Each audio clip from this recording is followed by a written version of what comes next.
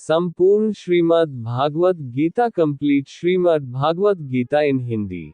गीता हिंदुओं के पवित्रतम ग्रंथों में से एक है। महाभारत के अनुसार कुरुक्षेत्र युद्ध में भगवान श्री कृष्ण ने गीता का संदेश अर्जुन को सुनाया था। यह महाभारत के भीष्म पर्व के अंतर्गत दिया गया एक उपनिषद है। भगवत गीता में एकेश्वरवाद, कर्म योग, ज्ञान योग, भक्ति योग की बहुत सुंदर ढंग से चर्चा हुई है। गीता की पृष्ठभूमि महाभारत का युद्ध है।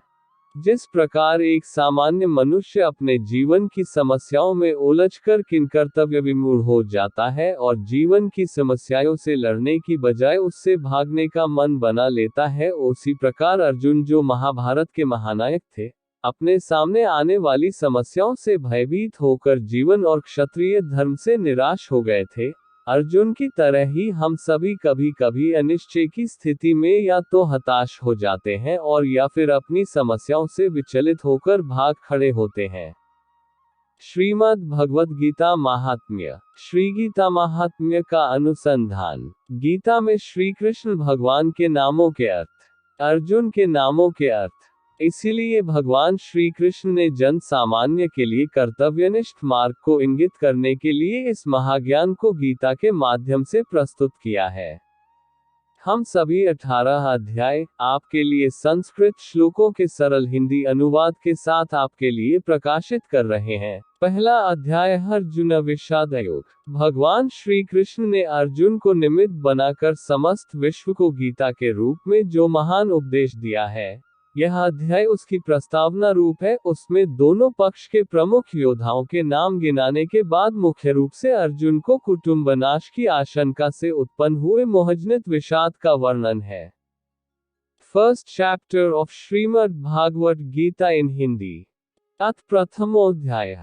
धृतराष्ट्रोवाच धर्मक्षेत्रे कुरुक्षेत्रे संवेता युयुत्स्व माम काः पांडवाश्चैव किं कुर्वत संजय। 1। धृतराष्ट्र बोले, हे संजय, धर्मभूमि कुरुक्षेत्र में एकत्रित युद्ध की इच्छा वाले मेरे पांडु के पुत्रों ने क्या किया। 1। संजय उवाच दृष्ट्वा तु पांडवानीकं व्यू दुर्योधनस्ता आचार्यमुपसंगम्य राजा वचनमब्रवीत्। 2। संजय बोले, उस समय राजा दुर्योधन ने व्यूहरचनायुक्त पांडवों की सेना को देखकर और द्रोणाचार्य के पास जाकर यह वचन कहा। 2। पश्येता पांडुपुत्राणामाचार्य महती चमोम व्यूढ़ा द्रुपद पुत्रेण तव शिष्येण धीमता। 3। हे आचार्य, आपके बुद्धिमान शिष्य द्रुपद पुत्र धृष्टद्युम्न के द्वारा व्यूहाकार खड़ी की हुई पांडु पुत्रों की इस बड़ी भारी सेना को देखिए। 3। अत्र शूरा महेश्वासा भीमार्जुन समायुधि युयुधानो विराटश्च द्रुपदश्च महारथः। 4। धृष्टकेतुश्चेकितानः काशीराजश्च वीर्यवान् पुरुजित कुन्तिभोजश्च शाव्याश्च नरपुंगवः। 5। युधामन्युश्च विक्रांत उत्तमोजाश्च वीर्यवान् सौभद्रो द्रौपदेयाश्च सर्व एव महारथाः। 6। इस सेना में बड़े बड़े धनुषों वाले तथा युद्ध में भीम और अर्जुन के समान शूरवीर सात्यकी और विराट तथा महारथी राजा द्रुपद, धृष्टकेतु और चेकितान तथा बलवान काशीराज, पुरुजित, कुंतिभोज और मनुष्यों में श्रेष्ठ शाव्य, पराक्रमी, युधामन्यु तथा बलवान उत्तमौजा, सुभद्रा पुत्र अभिमन्यु और द्रौपदी के पांचों पुत्र, ये सभी महारथी हैं। 4, 5, 6। अस्माकं तु विशिष्टा ये तान्निबोध द्विजोतम नायिका मम सैन्यस्य संज्ञात तानब्रवीमीते। 7। हे ब्राह्मण श्रेष्ठ, अपने पक्ष में भी जो प्रधान है उनको आप समझ लीजिए। आपकी जानकारी के लिए मेरी सेना के जो सेनापति हैं उनको बतलाता हूँ। भवान भीष्मश्च कर्णश्च कृपश्च समितिंजयः अश्वत्थामा विकर्णश्च सौमदत्तिस्तैश्च। 8। आप द्रोणाचार्य और पितामह भीष्म तथा कर्ण और संग्राम विजयी कृपाचार्य तथा वैसे ही अश्वत्थामा, विकर्ण और सोमदत्त का पुत्र भूरिश्रवा। 8। अन्ये च बहवः शूरा मदर्थे त्यक्त जीविता नाना शस्त्र प्रहरणाः सवे युद्धे शारदा। 9। और भी मेरे लिए जीवन की आशा त्याग देने वाले बहुत से शूरवीर अनेक प्रकार के अस्त्रों शस्त्रों से सुसज्जित और सब के सब युद्ध में चतुर हैं। 9 अपर्याप्तम तदस्माकं बलम भीष्माभिरक्षितम् पर्याप्तम त्विदमितेषां बलम भीमाभिरक्षितम्। 10 भीष्म पितामह द्वारा रक्षित हमारी वह सेना सब प्रकार से अजेय है और भीम द्वारा रक्षित इन लोगों की यह सेना जीतने में सुगम है। 10 अयनेषु च सर्वेषु यथाभागं वस्थिताः भीष्मेवाभिरक्षन्तु भवन्तः सर्वैः। 11 इसलिए सब मोर्चों पर अपनी अपनी जगह स्थित रहते हुए आप लोग सभी निसंदेह भीष्म पितामह की ही सब ओर से रक्षा करें। 11 संजय उवाच तस्य संजनयन् हर्ष कुरु वृद्धः पितामहः सिंहनादं विनद्योचे शंखगो दध्मो प्रतापवान। 12 कौरवों में वृद्ध बड़े प्रतापी पितामह भीष्म ने उस दुर्योधन के हृदय में हर्ष उत्पन्न करते हुए उच्च स्वर से सिंह की दहाड़ के समान गरजकर शंख बजाया। 12 ततः शंखगाश्च भैर्यश्च पण्वान् गोमुखा सहस्वाभ्यहन्यन्त स शब्दस्तु मूलोऽभवत्। 13 इसके पश्चात शंख और नगारे तथा ढोल मृदंग और नरसिंगे आदि बाजे एक साथ ही बज उठे, उनका वह शब्द बड़ा भयंकर हुआ। 13 ततः श्वेतर्हयैर्युक्ते महती स्यन्दने स्थितः माधवः पांडवश्चैव दिव्यो शंखगौ प्रदधमतु। 14 इसके अनंतर सफेद घोड़ों से युक्त उत्तम रथ में बैठे हुए श्री कृष्ण महाराज और अर्जुन ने भी अलौकिक शंख बजाए। 14 पांचजन्यम हृषिकेशो देवदत्तम धनंजय पौंड्रम दध्मो महाशंखगो भीमकर्मा वृकोदर। 15 श्री कृष्ण महाराज ने पांचजन्य नामक, अर्जुन ने देवदत्त नामक और भयानक कर्म वाले भीमसेन ने पौंड्र नामक महाशंख बजाया। 15 अनंत विजय राजा कुंती पुत्रो युधिष्ठिर नकुल सहदेवश्च सुघोषमणिपुष्पको। 16 कुंती पुत्र राजा युधिष्ठिर ने अनंत विजय नामक और नकुल तथा सहदेव ने सुघोष और मणिपुष्पक नामक शंख बजाए। 16 काश्यश्च परमेश्वासः शिखंडी च महार्थः धृष्टद्युम्नो विराटश्च सात्विकश्चापराजितः। 17 द्रुपदो द्रौपदेयाश्च सर्वशः पृथिवीप्ते सौभद्रश्च महाबाहुः शंखगान दध्मुः पृथक पृथक। 18 श्रेष्ठ धनुष वाले काशीराज और महारथी शिखंडी और धृष्टद्युम्न तथा राजा विराट और अजेय सात्यकी, राजा द्रुपद और द्रौपदी के पांचों पुत्र और बड़ी भुजा वाले सुभद्रा पुत्र अभिमन्यु, इन सभी ने, हे राजन, सब ओर से अलग अलग शंख बजाए। स घोषो धार्तराष्ट्राणा हृदयानि व्यदारयत नभश्च पृथ्वी चैव तुमुलो व्यनुनादयन्। 19 और उस भयानक शब्द ने आकाश और पृथ्वी को भी गुंजाते हुए धार्तराष्ट्रों के अर्थात आपके पक्ष वालों के हृदय विदीर्ण कर दिए। 19 अथ व्यवस्थितान् दृष्ट्वा धार्तराष्ट्रान् कपिध्वजः प्रवृते शस्त्रसम्पाते धनुरुद्यम्य पाण्डवः। 20 ऋषिकेशं तदा वाक्यमिदमाह महीपते अर्जुन उवाच सेनयोरुभयो मध्ये रथ स्थापयमेच्युत। 21 हे राजन, इसके बाद कपिध्वज अर्जुन ने मोर्चा बांध कर डटे हैं धृतराष्ट्र संबंधियों को देखकर उस शस्त्र चलाने की तैयारी के समय धनुष उठाकर ऋषिकेश श्री कृष्ण महाराज से यह वचन कहा, हे अच्युत, मेरे रथ को दोनों सेनाओं के बीच में खड़ा कीजिए। यावदेतान निरीक्ष्य योद्धृकामान् वस्थितान् कैर्मया सह योद्धव्यमस्मिन् रणसमुद्यमे। 22 और जब तक कि मैं युद्ध क्षेत्र में डटे हुए युद्ध के अभिलाषी इन विपक्षी योद्धाओं को भली प्रकार देख न लूं कि इस युद्धरूप व्यापार में मुझे किन किन के साथ युद्ध करना योग्य है, तब तक उसे खड़ा रखिए। 22 योत्स्यमानान्वीक्ष्य यतेत्र समागता धार्तराष्ट्रस्य दुर्बुद्धिर्युद्धे प्रिय चिकीर्ष्व। 23 दुर्बुद्धि दुर्योधन का युद्ध में हित चाहने वाले जो ये राजा लोग इस सेना में आए हैं, इन युद्ध करने वालों को मैं देखूंगा। 23 संजय उवाच एवमुक्तो हृषिकेशो गुडाकेशेन भारत सेनयोरुभयो मध्ये स्थापयित्वा रथोत्तमम्। 24 भीष्मद्रोण प्रमुखतः सर्वेषां च महिक्षिताम् उवाच पार्थ पश्येतान् संवेतान् कुरुनिति।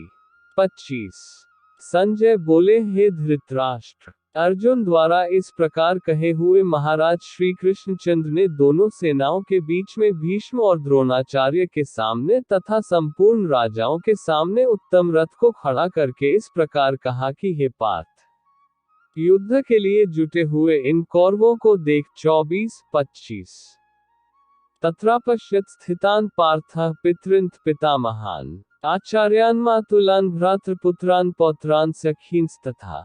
26 श्वशुरान् सुहृदश्चैव सेनयोरुभयोऽपि तान् समीक्ष्य स कौन्तेयः सर्वान् बन्धूनवस्थितान्। 27 कृपया पर्याविष्टो विषीदनिम् ब्रवीत।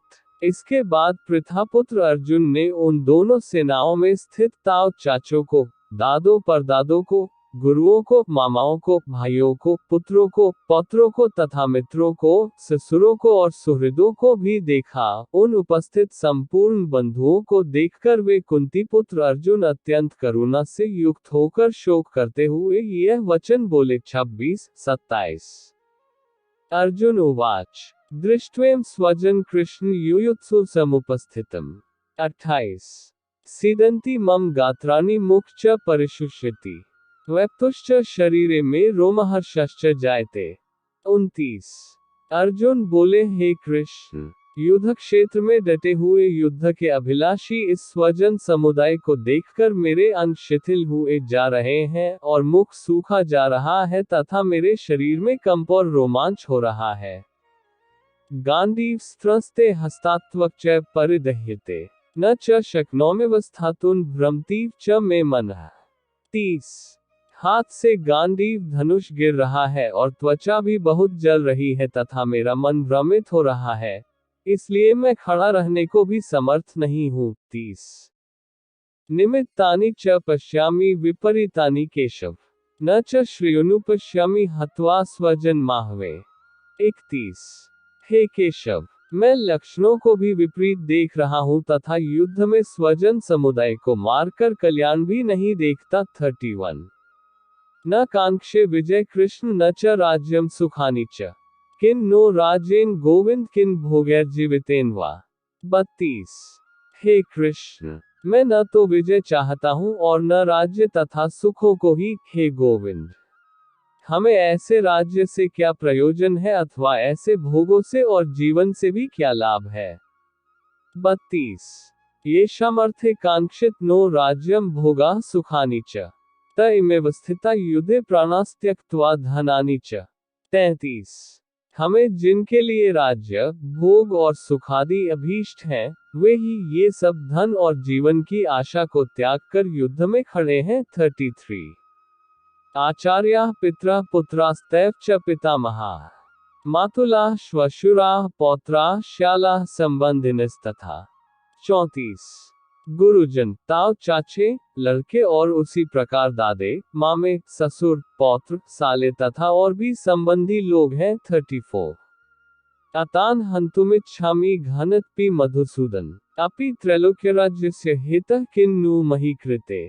35 हे मधुसूदन, मुझे मारने पर भी अथवा तीनों लोकों के राज्य के लिए भी मैं इन सब को मारना नहीं चाहता, फिर पृथ्वी के लिए तो कहना ही क्या। 35 निहत्या धार्तराष्ट्रान्नः का प्रीते स्यात् जनार्दन पापमेवाश्रयेदस्मान् हत्वैतानात्तायिनः। 36 हे जनार्दन, धृतराष्ट्र के पुत्रों को मारकर हमें क्या प्रसन्नता होगी, इन आत्ताइयों को मारकर तो हमें पाप ही लगेगा। 36 तस्मान्नार्हा वयं हन्तुं धार्तराष्ट्रान् स्वबान्धवान् स्वजन ही कथ हत्वा सुखिनः स्याम माधव।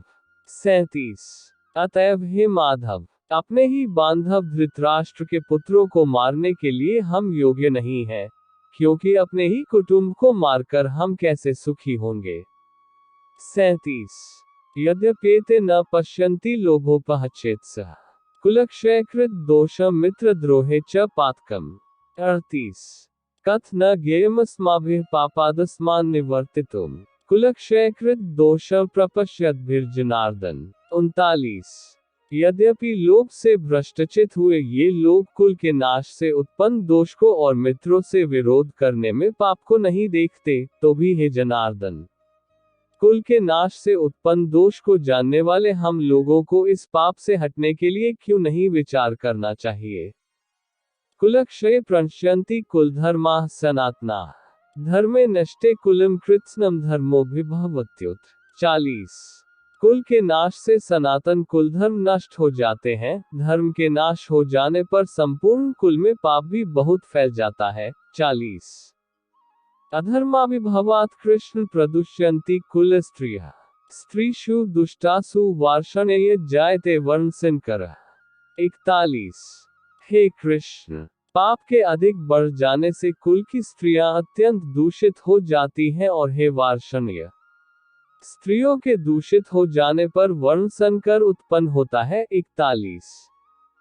संकरो नरकाय कुलग्नाना कुलस्य च पतन्ति पितरो ह्येषा लुप्तपिंडोत्क्रिया। 42। वर्ण संकर कुलघातियों को और कुल को नरक में ले जाने के लिए ही होता है। लुप्त हुई पिंड और जल की क्रिया वाले अर्थात श्राद्ध और तर्पण से वंचित इनके पितर लोग भी अधोगति को प्राप्त होते हैं। 42। दोषरतः कुलघ्नाना वर्ण संकर कारकः उत्साद्यन्ते जातिधर्माः कुलधर्माश्च शाश्वताः। 43। इन वर्णसंकर कारक दोषों से कुलघातियों के सनातन कुल धर्म और जाति धर्म नष्ट हो जाते हैं। 43। उत्सन कुल धर्माणा मनुष्याणा जनार्दन नरकेनियत वासो भवतीत्यनुशुश्रुम। 44। हे जनार्दन, जिनका कुल धर्म नष्ट हो गया है, ऐसे मनुष्यों का अनिश्चित काल तक नरक में वास होता है, ऐसा हम सुनते आए हैं। अहो बत महत्पापन कर्तुन व्यवसिता वयम यद्राज्य सुखलोभेन हंतुन स्वजन मुद्यता। 45। हा शोक, हम लोग बुद्धिमान होकर भी महान पाप करने को तैयार हो गए हैं, जो राज्य और सुख के लोभ से स्वजनों को मारने के लिए उद्यत हो गए हैं। 45। यदि मां प्रतिकारम शस्त्रम शस्त्र पाण्यः धार्तराष्ट्रा रणे हन्युस्तन्मे क्षेमतर भावेत। 46। यदि मुझ शस्त्ररहित और सामना न करने वाले को शस्त्र हाथ में लिए हुए धृतराष्ट्र के पुत्र रण में मार डाले तो वह मारना भी मेरे लिए अधिक कल्याणकारक होगा। 46। संजय उवाच एवमुक्त्वार्जुनः संख्ये रथोपस्थ उपाविशत् विसृज्य साश्र चापन शोक संविघ्न मानसः। 47। संजय बोले, रणभूमि में शोक से उद्विग्न मन वाले अर्जुन इस प्रकार कहकर बाण सहित धनुष को त्याग कर रथ के पिछले भाग में बैठ गए। 47। ओम तत्सदिति श्रीमद्भगवद्गीतासूपनिषत्सु ब्रह्मविद्यायां योगशास्त्रे श्रीकृष्णार्जुन संवादे अर्जुन विषादयोगो नाम प्रथमोऽध्यायः। 1। इस प्रकार उपनिषद, ब्रह्मविद्या तथा योग शास्त्र रूप श्रीमद् भगवद गीता के श्री कृष्ण अर्जुन संवाद में अर्जुन विषाद योग नामक प्रथम अध्याय संपूर्ण हुआ।